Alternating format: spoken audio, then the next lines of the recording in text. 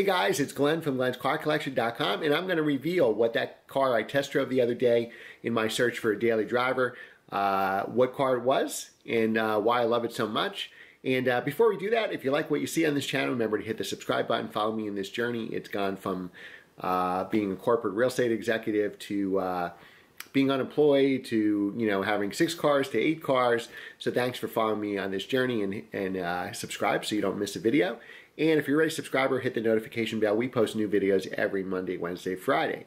Remember, my full-time job is a commercial real estate agent. So if you have any leads for me, especially if you're in New Jersey, if you go to work in a warehouse or an office every day, your company probably has some type of real estate needs, whether they need to know what their options are in the lease, when their lease expires, the CAM that their landlord is charging them, and we can do everything if they want my help to buy or sell a building or just to renew their lease. Remember, the landlord has a real estate agent working for them who's working for you. So any leads, just email me at glenscarcollection@gmail.com. And thanks again to Mike. We're working on a 30,000 square foot warehouse deal for him right now. All right, so now on to the video. A lot of you had some very good guesses. Some of you actually guessed the car right. And the car is, so let's go over the clues again. It was 4 doors, at least the size of a back seat of a 5 Series or an Audi A6. This car had over 500 horsepower and was 0 to 60 in less than 4 seconds. Now, one of the hints that I almost gave you guys, but I didn't, was whether it was rear drive or all-wheel drive. Remember, my criteria was either. I've driven my M3s in the winter with snow tires, so that was not a big deal. I'm not afraid of, to me, proper tires is more important than the drive wheels. It would be, in a perfect world, you'd have all-wheel drive and snow tires, but I do love the agility of a rear drive car. So this car, it does have a bigger back seat than a 5 Series. It has a twin-turbo V8 producing 520 horsepower and a 0 to 60 time of about 3.5 seconds. And the car is, you want to guess one last time? So again, we've looked at the BMW F10, which I loved, and that actually has 560 horsepower, 575 with the competition package, which I think 14 with the competition package out of my price range. I looked at the Audi S6, and it wasn't sporty enough for me. I considered the X5M, and a subscriber of ours says it gets 13 miles a gallon with it, and I'm sure he drives exactly the way I do, so I would get 12 miles a gallon driving that car. And I was even considering the Mercedes S550, but I think that car is probably not sporty enough, even though it's a gorgeous and very comfortable luxury car.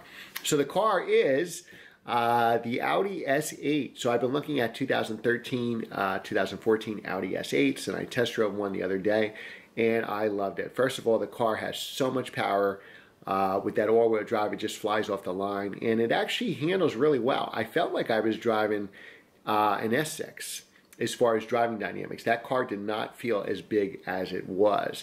It actually was nimble for this, weighs over 4,000 pounds. For what it is, it was actually pretty nimble with that sport differential. It had the upgraded stereo, which I think is Bang & Olufsen. If I remember, I've looked at so many cars, and it's like 1,400 watts, and that sounds incredible.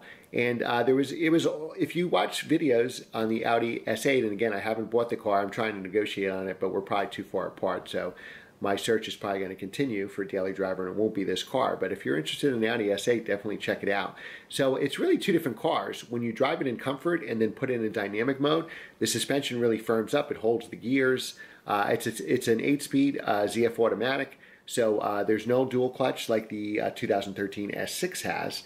But actually, the automatic is pretty good. The stereo is phenomenal. It's got, heated seats, cooled seats. It's got a big back seat. And it was a lot of fun to drive. I was surprised how much fun it was to drive. Since I didn't like the S6 at all, I'm actually shocked at how much I like the S8. And I kind of just drove it to rule it out, and I really, really liked it. If I could make the numbers work, if my GLA 45 was worth the same as that S8, I would buy it, but we're still kind of like this far apart, so I don't think it's going to happen. But if you're checking out a car like that, definitely give the Audi S8 a look. It is a phenomenal car. Now, that car is like $120,000 new, and you can see my voice even cracked on that. And used ones are probably about 50 grand. If you want one with warranty, it's probably like 60. So it's too far apart for what I want. I was hoping to grab it, in the 40s somewhere, but I don't think that's going to happen. But it's a great car nonetheless, and definitely check it out if you're in that higher bracket. You can probably get one a little newer for more money, but then even maybe a certified pre-owned or something like that. And so that's it. So the Audi S8, definitely check it out. Now I know a lot of people love these cars because you can tune them and they're pretty bulletproof, where you can get up to like 700 horsepower out of them. So a lot of private sales. But then, you know, I see a lot of stuff on the forums where people blow the engines too at that after they tune them. So I guess you got to be careful with you know, the turbos. The turbos are very expensive to fix, just like any OEM turbo would be.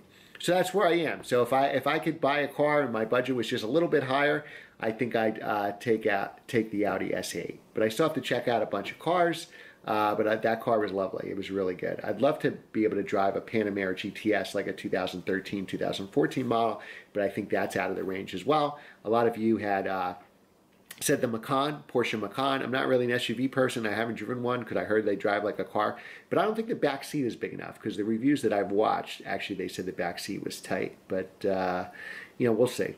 All right, guys, thanks again for watching. Remember, if you like what you see, hit the subscribe button, like this video, share with your friends, and if you have any more daily driver suggestions, leave it in the comments below. And you know what? If you don't have another suggestion, let me know what you think of the Audi S8.